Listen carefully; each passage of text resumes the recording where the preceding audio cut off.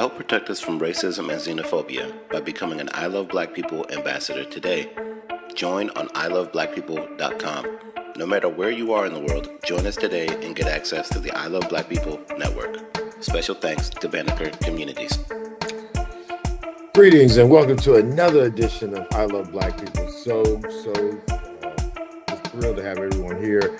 And as we embark upon this journey that we're literally in the last couple of weeks of this election cycle. So it's definitely important that we all stay focused and plugged in. The decisions that we make and activities that we do over the next 2 weeks will impact the next 4 weeks. Now, we're clear that elections are one day and that we got to live this life every day, and that we're not going to somehow make it seem like one day is going to be the only day that we got to be active and engaged. But we will leverage this moment to heighten the awareness and importance of us being engaged. So thank you so much for following and being a part of this epic I Love Black People journey. And without further ado, we want to make sure we really dive into this phase of the election cycle, the get out to vote phase, where we literally focus on making sure our people get to the polls. One of the key battleground states is Pennsylvania. And the last day to get registered to vote there, I believe, is October 21st. And most of this now is just about getting people out who already have made their mind up, but in some reason may not be as motivated, that have decided that they are not going to, or they definitely would if they actually went to the polls, vote for a particular person. So what we've done with our app, I Love Black People Safe Places app, we've included a voter guide. So make sure if you haven't downloaded the app, download the app, and you'll be able to determine where your voting place is, if you're registered, and if so, where are you registered? Because that's another issue, making sure that you are clear what your voter status is, and in many cases, making sure that it matches your actual ID itself. And then also making sure that if you want an absentee ballot or you want a mail-in ballot, being able to properly order that ahead of time.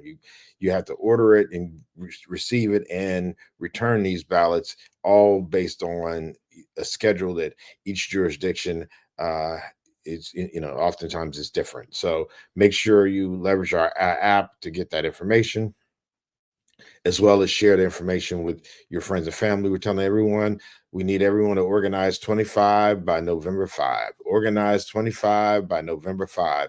Your family and your friends, make sure they're engaged, know what's going on, and get out to vote.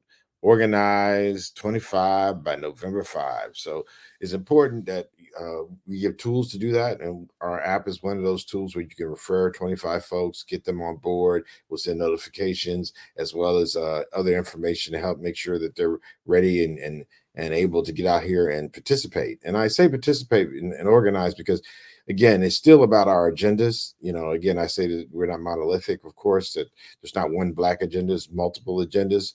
But that being said, if my number one is your number three, that doesn't make us in opposition to each other. I'm a reparationist. I'm someone who's against all this gun violence all over the world, including domestically. So those are issues that are very near and dear. I live in Washington, D.C., so statehood is important. I'm a Pan-Africanist, so the issue of AFRICOM and proliferation of militarism throughout Africa is a big deal. I'm a humanitarian, so the sanctions against Zimbabwe and the blockade of embargo of Cuba is unacceptable.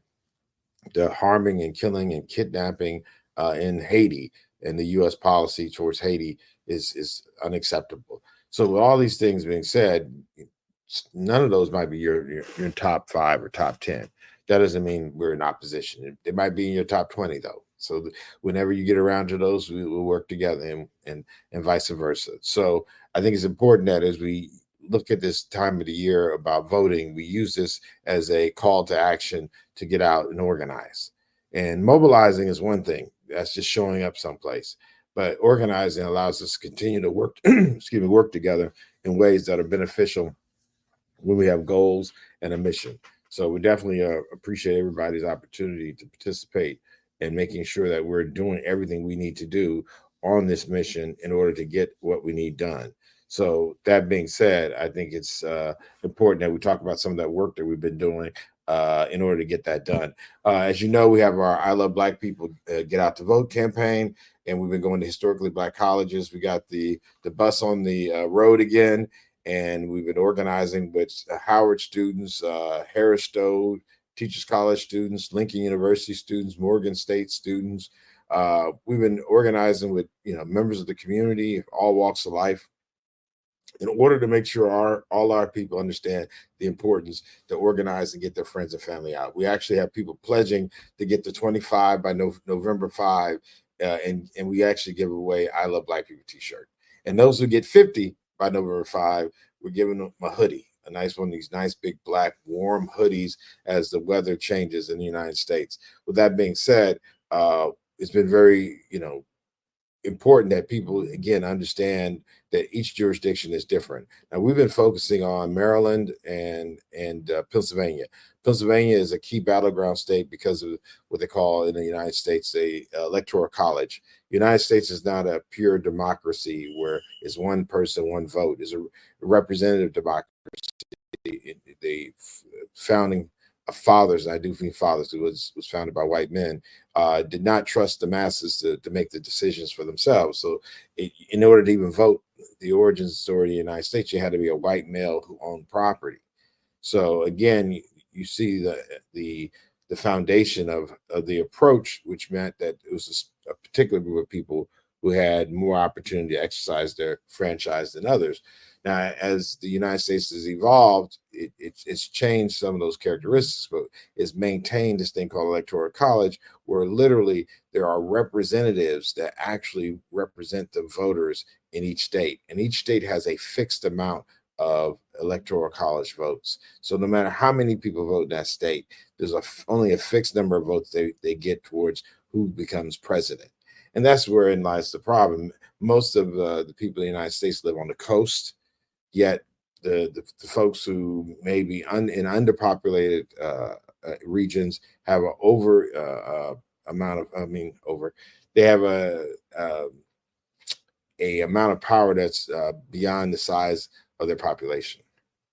So there's a real map that we talk about to get to the number of electoral college votes. It's 200 and some votes that are needed to win the presidency, and there's key states in that where the voters are very evenly divided. Some states are clearly what they call red states, which are Republican, and the masses of their populations vote Republican. So no matter how much work you do in those states, people say, well, they're going to be red, and those electoral college votes will go to a Republican candidate. And there's states that are blue, no matter how much work is being done in trying to push it another way. The over-indexing of those who are registered as Democrats are going to make sure it stays blue.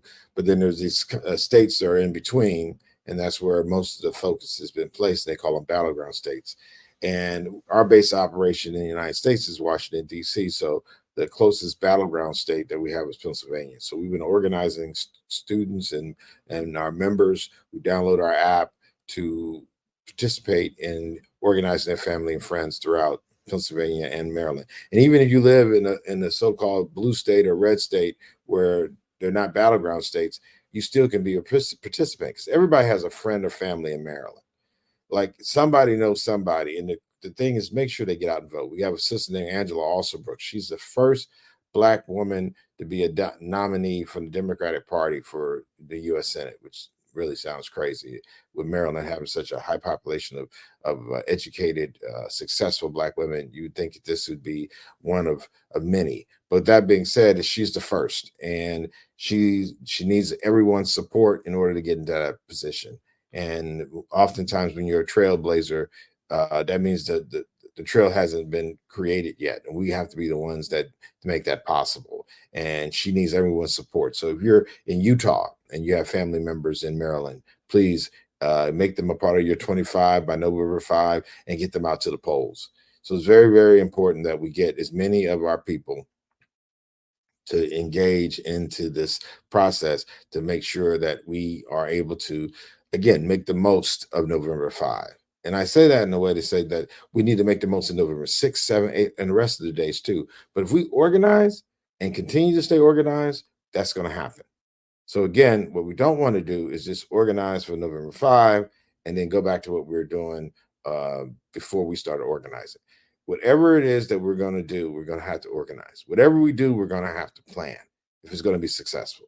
So this is a great opportunity for us to do that organizing and planning right now, not just for one day, but for the rest of our days. So organize 25, and we're going to make sure that November 5 and the rest of these days are the quality of life is better for our people, and we the power's in our hands. So whomever becomes president, if we organize, we're going to be successful, and we continue to organize, we'll be successful. So make sure that a part of this conversation is not somehow saying that whoever becomes president is going to determine the outcome in your life. Just imagine you had to live every 4 years to determine how your life is going to be. We're not that type of people. But what we are saying is that we have a say-so, we have the power, we're not victims, and we have the agency to determine the outcome and hold people accountable.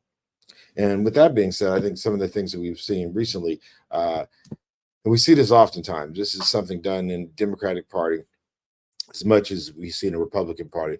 It's really like these racist tropes that are done against Black people by the Republican and Democratic Party.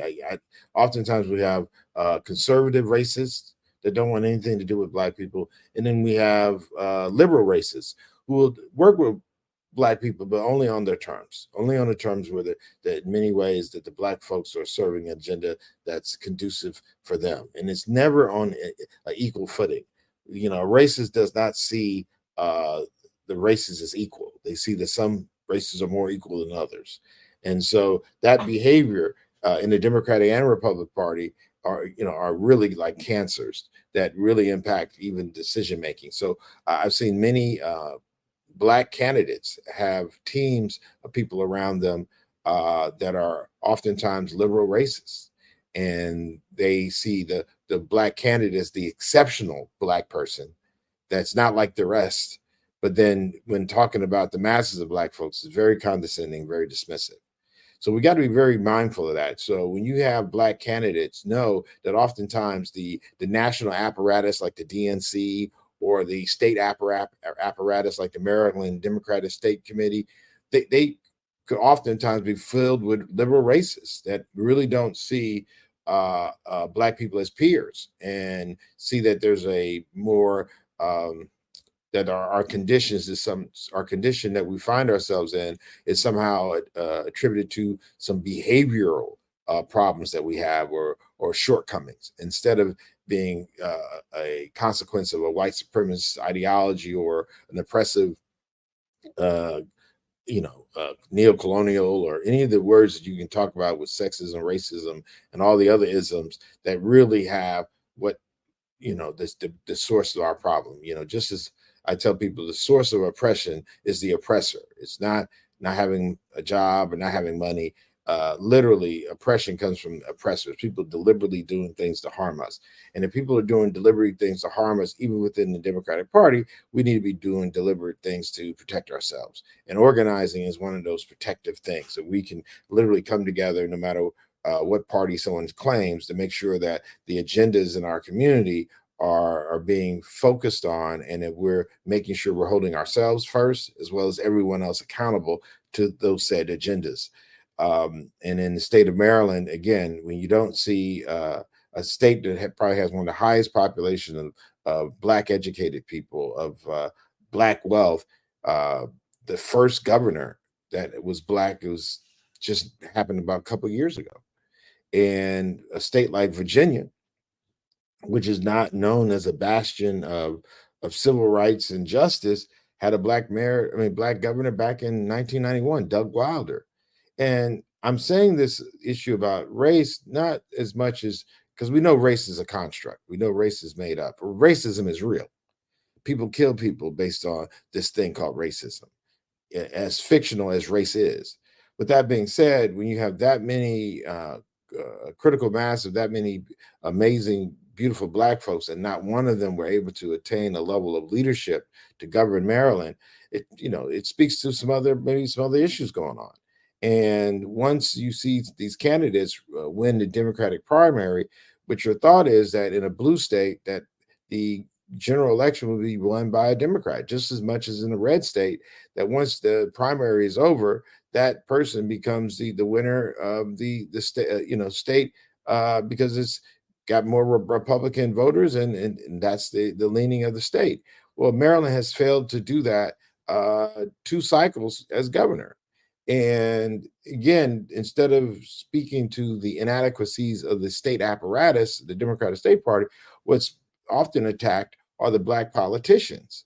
And I oftentimes liking these these party apparatuses almost like record labels. You might have an artist that's the politician, but this label does the distribution, is in control of so much of the resources on the state level, that what we end up seeing that our artist might, or the politician might fail, but instead of looking at what did the label do to make sure the artist was successful, the artist gets blamed. Same thing with the politician. The Democratic politician wins the Democratic primary, and then the state apparatus never gets held accountable for the candidate losing statewide, and the candidate scapegoated. So in this case, we have to say, look, I don't care what apparatus or national party there is. If you know of a candidate that has your interests, we need to do everything that is in our power to make sure those people are elected. We do not need to trust any parties. None of these parties were started by our community. So to think that somehow we should just give up our faith into these parties is wrong. And it's not only wrong, but it's not, contextually looking historically, doesn't make sense. We need to make sure we hold all elected people accountable. I don't care what party they're in. So that being said, that accountability starts with ourselves first, and stop allowing these parties to blame black politicians. Now, that doesn't mean that politicians don't lie and do things like that. But what I'm saying is that there are roles that are said to be being played.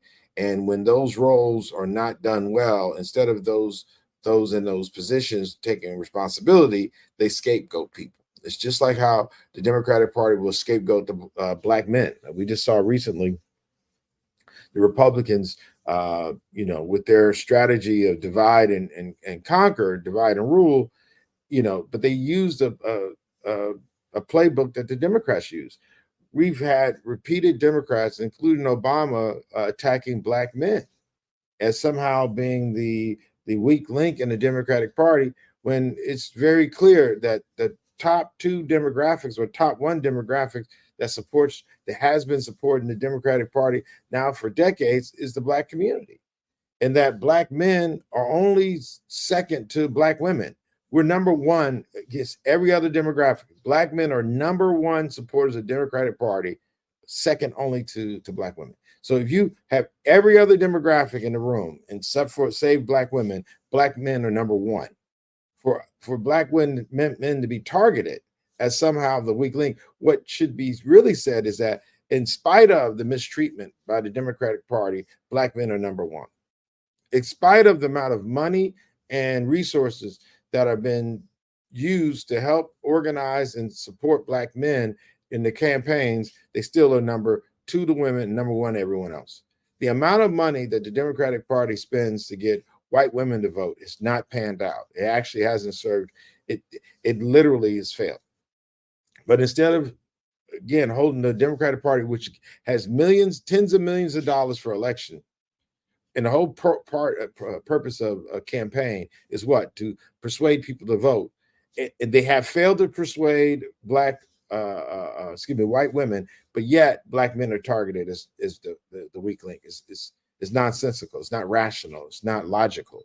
And, our background, and I Love Black People, is, we're engineers. So we're not looking at this as one of those things where when we look at how we're going to behave as a people that's based on what the Democrats say about us. We know who we are as a people. And when you talk about demographics, to separate the Black community into male versus female doesn't even make sense. You don't see any other demographics. You don't see the Asians separated to male and female, Latinos, male and female, uh, LGBTQ plus separated into male or female, or any Muslims or Jewish folks. They don't say the male or female, but the Black demographic is separated into two, and then that separation is then used to attack, not to uplift or elevate. I mean, again, elevating Black women for being so amazing is something that many of us love to do, no matter if it's politics or anything else. We know how amazing Black women are. They're the best. They're number one. Black women are number one, not for supporting the Democratic Party alone. Black women are number one to many of us. So the wonder why the Black woman is number one, some of us don't wonder that. Some of us are clear that the Black woman is number one. With that being said, number two is the Black man. Like, this is full stop. Now, this is not saying that we're better than anybody else in the Democratic Party, but it just definitely means that the concern or the negativity that's being brought as it relates to Black men, instead of it being negative, it should be elevated and saying that Black men are an example of how to support Black women or any women. If you look at the numbers, Black men supported Hillary Clinton more than white men did, than Asian men did. So Black men have shown, in spite of the misogyny, sexism that we've literally been bombarded with since we were little boys, they've outperformed every other male demographic as it relates to supporting women in positions of power in the Democratic Party. So again, we can talk about all kinds of things that we need to improve, and there's always ways that we can make things better for all of us. But to somehow make the shortcomings of the Democratic Party in its policies, in the way that it's distributed resources, those are real flaws. The Democratic Party really has flaws. To compare itself to the Republican Party is a race to the bottom. I told you I'm a reparationist. They would not even allow it, the Democratic Party would not even allow it to be voted on from the floor with Jim Clyburn leading the House. This is ridiculous. This is horrible. But that being said, we're definitely not going back. We're going forward. And those, I'm a 1,000% supporter of Kamala Harris. She's the best of the best of the best of the best they got out there. Some of us might have voted for Assata Shakur, but she's not running. Kamala Harris is the best of the best of the best of the best of the candidates that we have available to win. And she is a Howard alum. So I am a little, I would say I'm biased. HU, And we're going to still hold her accountable. Let's not make this funny style. We will definitely hold her accountable in office. But what we're not going to do is allow them to divide and conquer us. We're not going to fall for that. That happened back on the continent. That happened here. We're not going to allow those who don't have any care, concern about our families, divide our families into two different segments. Where we came here as a family, we're going to leave here as a family. We're not having it. You're not going to tear our families apart. We're not having it anymore. So when that happens, based on this Democratic or people talking about these demographics, even the issues, I saw that they were talking about in the Kamala, what's in it for Black men, and they brought up some of these issues. You can tell that Kamala is not writing this. This is stuff being written by probably some liberals in her cabinet or her staff. She didn't write that stuff. That stuff doesn't even sound like us. So what we need to do is make sure that when we have gifted Black leaders like Kamala and Angela Alsobrooks, that we have amazing Black staff that understands the importance of our community in those rooms, in every room she's in. When she gets elected, there's so many positions that are going to need to be filled. We need to make sure we got Black people that are super concerned about our constituency, our community, engaged. That's what the purpose of politics is. Politics is not for you to make sure something else happens for somebody else. It's for you to make sure your family and your community is taken care of. That's not in spite of someone else's, but your agenda is important. It wouldn't be your agenda if it wasn't important. And if you want to see your agenda manifest, you better make sure you get your people in there when she wins. So that's why organizing will always be the answer, because it's not just mobilized for November 5. You're going to have to organize all the way to 2025. We're going to have to organize 25 to 2025. I think that's what we got to call it. We got to say organize to 2025. We got to organize 25 to 2025. We need to take responsibility for 25, our friends and family, all the way into 2025. That's the 25. The 25 is to 2025. We have to be the ones that make sure that happens. And that's not going to happen if we're waiting. There's people who are around are gifted people, be it a gifted athlete, a gifted entertainer. If you notice how that happens, same thing with our politicians. We have to be in the room. They're going to try to separate us from our talented people. We got to be there to support Kamala and make sure the people who are around her are being told that they're the experts, that they're not the experts. I don't care how much you studied Negroology in college or school. We have very gifted Black folks. We don't need anybody to represent our issues. We know our issues. And if those issues are not being represented correctly, we will correct you, hold you accountable, just like we hold ourselves. And looking at some of the policies being written, we know that the people surrounding Kamala, we need to hold those people accountable, because they're not going to misrepresent our system. We're going to protect her from that.